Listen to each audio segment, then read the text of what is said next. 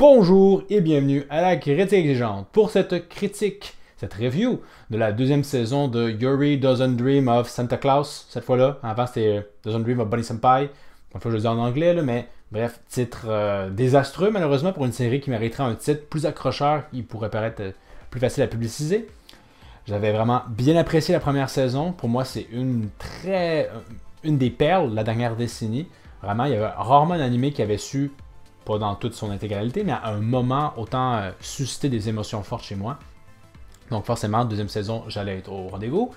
Et pour cette review, je ne ferai pas un format habituel. On va juste parler de l'intrigue en long et en large, globalement, là, parce que c'est la force de ce récit-là, de toute façon.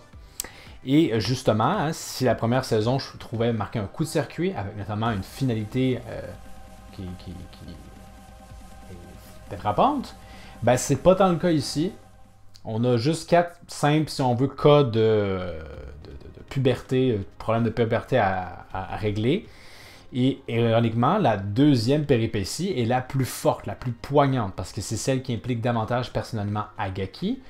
La dernière, la grande, si on veut, qui s'étale sur tout le long du récit, elle ne le concerne que directement parce qu'on nous fait croire que le sort de Mai et sa petite copine est en jeu, alors qu'en réalité, ça découle vers quoi? Il y a juste une foule avec des gens qui ne se voient pas, il y a un débordement et ça va causer un haut-parleur de tomber sur cette dernière. Alors on nous faisait croire qu'il y avait comme une espèce de peut-être complot visant à l'assassiner. Pas du tout. C'était vraiment juste comme créer des faux enjeux qu'il fallait quand même résoudre et de façon décevante. On comprenait même pas pourquoi tant Néné, elle était là. Pourquoi est-ce qu'on la présentait dès le départ comme étant une espèce de figure centrale contrôlant tout? Pas du tout, en fait. Vraiment pas.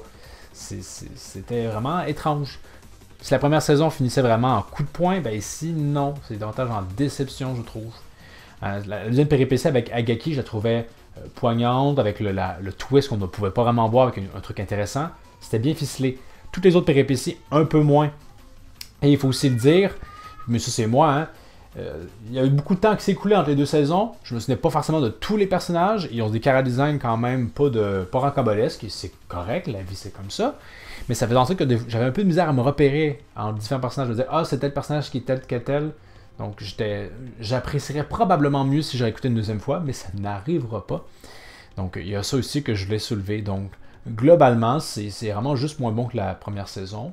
C'est quand même très bien, mais pas à la hauteur de la première saison, surtout qu'il faut le dire, ça semble être un peu moins inspiré. Les problèmes de puberté et les phénomènes que ça déclenche sont, sauf que dans le cas d'Agaki, limite anecdotiques. Hein, la première fille, elle a juste un changement de personnalité, c'est rien de folasson. La troisième, c'est plus puissant, là. Elle est capable de lire l'esprit des gens, mais elle n'exploite pas ça à un point qu'on peut le croire. Il faut carrément qu'on nous le dise mot pour qu'on se dise, ok, ouais, effectivement, mais elle utilise vraiment parcimonie son truc. Et la dernière, tout le long de la série, c'est juste comme Mai, là, elle est invisible aux yeux des autres. C'est quelque chose qu'on a déjà vu. Donc, en même temps, c'est les mêmes problèmes qui peuvent ressurgir, mais quand même. Et aussi, il y a quelques intrigues, hein, des amourettes qui ne sont pas réglées. Donc, est-ce que ça aboutit ou pas? Peut-être dans une troisième saison qu'on semble peut-être nous teaser à la fin, mais considérant que je sentais pas vraiment le besoin de cette deuxième saison-là, pas même du film hein, d'ailleurs, ben, c'est drôle que ça nous amène vers une troisième saison. Donc, ça va être quand même court, mais j'ai pas détesté. C'est juste que la première saison était excellente et il n'avait pas tant besoin d'une suite qui n'apporte rien de vraiment frais sur la table. Il peut juste, un peu comme Disney l'a fait outrement avec beaucoup de franchises, hein, salir justement une œuvre avec des suites qui ne servent à rien. Donc voilà, je peux quand même parler des génériques. Il y en a juste un dans l'intro et un de fin. Et on respecte la même thématique que la dernière fois. Je pense que ça fait plaisir. Le premier générique, c'était assez simple comme principe, mais on sait que le premier générique de la première saison commençait avec Sakuta qui courait. Je pense que c'est d'ailleurs devenu presque semi-culte. Ben celui-ci, hein, on le remarque, à la fin, on se dit, ils ne font pas courir, ben c'est à la fin qu'ils courent. Donc on apprécie. C'est un bon générique qui peut, au fur et à mesure, on comprend mieux qu'il y avait en fait des pistes pour nous indiquer hein, c'était quoi les phénomènes des personnages. Donc c'était bien, notamment Agaki. Je suis comme, ah ok, là... Fait que c'est quand même un générique qui est riche en ce sens-là, qu'on peut comprendre mieux des trucs en le réécoutant. Et au niveau du ending, qui je trouve était mémorable hein, pour la première saison, où on avait pour chacun des personnages on s'intéressait à eux, sur leurs petits arcs si on veut. Ils avaient leur propre ending. Ben ici, c'est encore le cas, donc c'est tout à fait appréciable. Donc de bons génériques, quand même de bonne agabi. Presque aussi bon en fait que ceux de la première saison. Donc, ceci conclut mon avis sur cette série qui devrait avoir un meilleur titre. Mais vous, qu'en avez-vous pensé? Est-ce que vous avez toujours...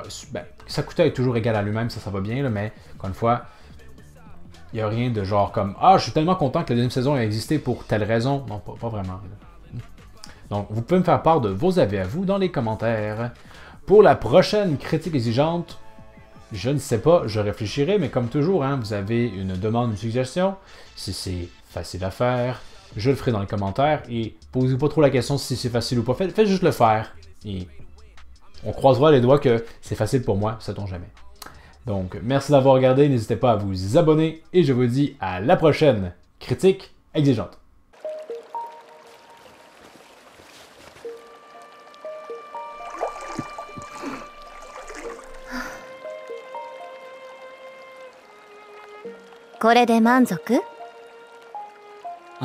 Mai-san. たまんないです